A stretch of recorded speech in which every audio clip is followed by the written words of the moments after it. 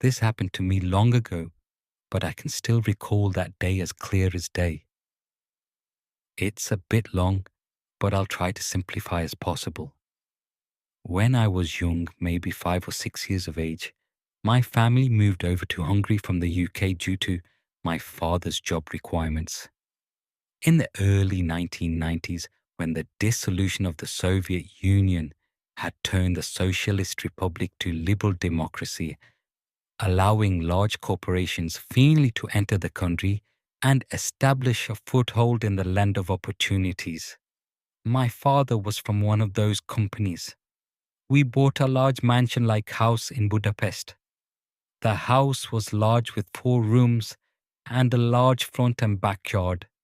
I was told the house was considerably cheap compared to its large size. Our parents thought it was because the country was under communist rule that everything was so cheap. Few months had gone by, and me and my sisters were getting settled in nicely. It was great having a huge backyard, and school was fun. We were sent to one of those newly established American international schools, the ones that have Christian backings. Anyway, I was not really into religion and found the teachings of the Bible boring at most. But at least the hamburgers and pizzas were cheap.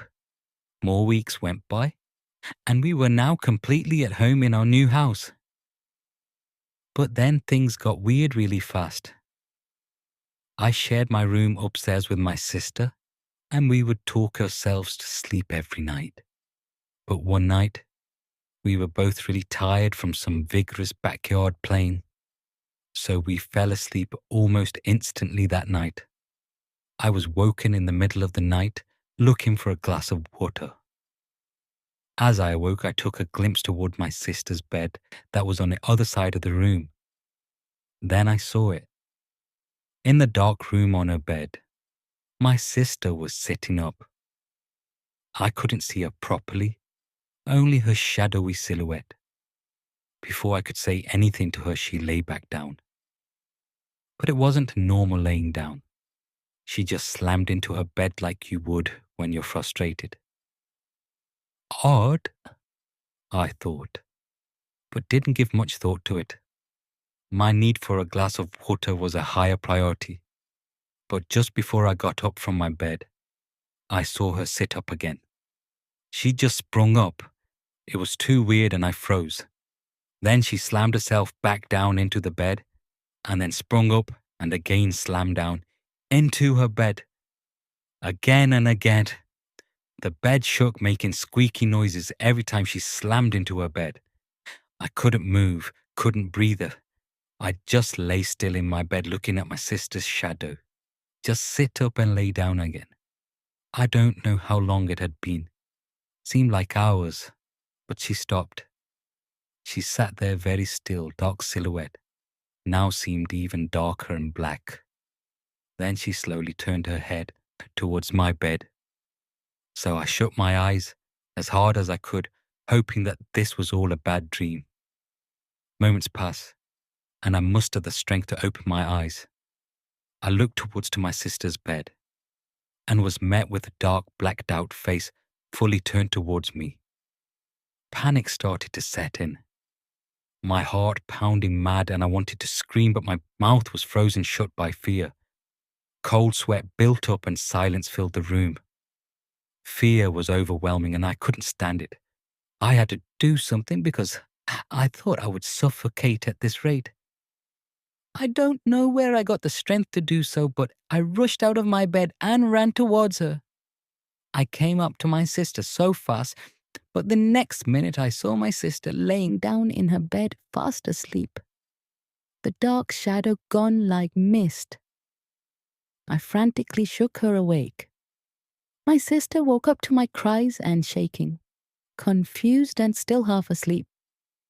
I told her what I saw and that we should probably make our way to our parents' room. But my sister laughed it off, saying, "It's not funny, and she doesn't believe in supernatural stories." I had no choice but to go back to bed, as I wasn't about to let anything happen to my little sister. That night, I couldn't sleep and watched my sister all through the night. Thankfully, nothing happened through the rest of that night, but I couldn't shake off that eerie feeling that something was amiss. After that night, everything seemed out of place. The house that we were comfortable to run around in didn't look the same. There was something about it that gave me the creeps, and soon I was nagging my parents to move out. Of course, they just shrugged it off and said I watched too much sci-fi and horror movies, and they were getting to my head. Days passed, and I was losing sight about the eerie feeling of the house. Life seemed to fall back into place, and I almost forgot about that incident. But they were far from over. I woke up one morning from screams by my mother, who just came out from her room that morning. She was looking at me. I was hanging from the side of the second-floor staircase, upside down like a bat. As soon as I came to my senses, my legs gave away, and I would have fell head first, if not for my father, who had rushed out hearing my mother's screams.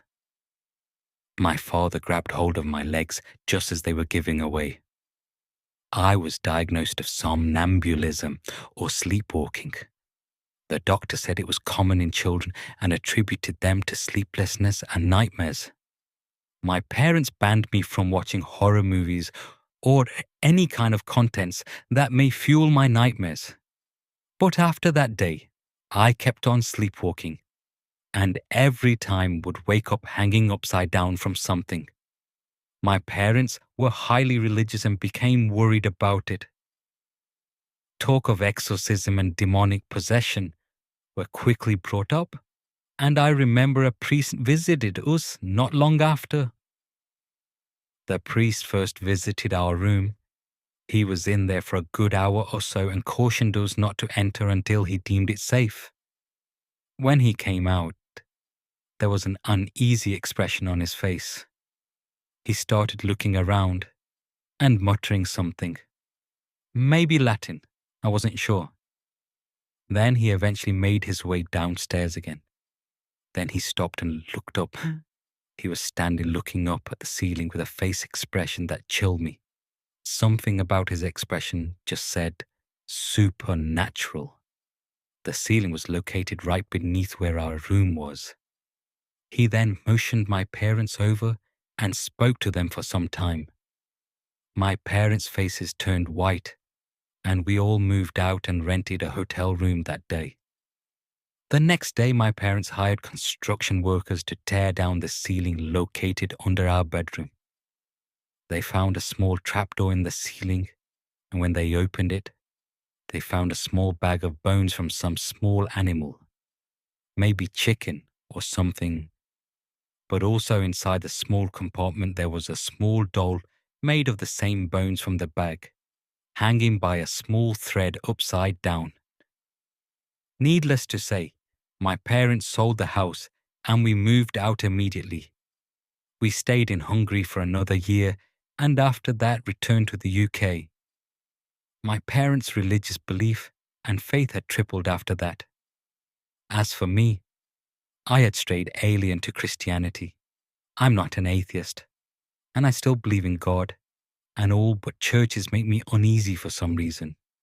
I stopped going when I entered college and never been to one ever since, but that incident in Hungary had stopped me from not believing altogether. Something supernatural walks among us on this plane of existence, I'm sure of that. My recent encounters also has led me to believe in the supernatural, but that is for another story.